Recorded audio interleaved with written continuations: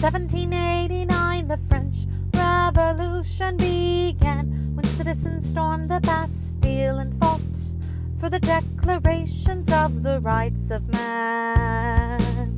Later, during the reign of terror, aristocrats' heads were removed by the guillotine. Napoleon Bonaparte of the French Empire was defeated at the Battle of Waterloo by British General Wellington and his allies soon after the War of 1812 in the United States. Watt's steam engine, Cartwright's power loom, and Whitney's cotton gin spurred the Industrial Revolution that began in the 1760s. Clemenceau of France, Lord George of England, Nicholas II of Russia, Wilhelm II of Germany, and Wilson of the United States were leaders during World War I, which started in 1914 and ended in 1918. During World War I, Great Britain, France, and Russia were allies and fought against Austria, Hungary, and Germany, which were called the Central Powers. In 1917, the United States entered the war, assisting the Allies. World War II began in 1939 when Hitler invaded Poland. Two engagements that helped the United States win the Pacific Front were defeating Japan at the Battle of Midway and dropping atomic bombs on Hiroshima and Nagasaki in 1945. World War II Axis leaders were Hitler of Germany, Tojo of Japan, and Mussolini of Italy.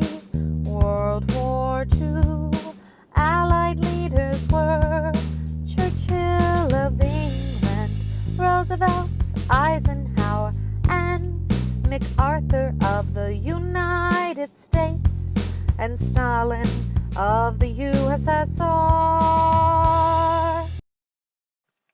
In 1945, after the League of Nations failed to prevent World War II, American President Roosevelt, British Prime Minister Churchill, and Soviet Premier Stalin began the United Nations.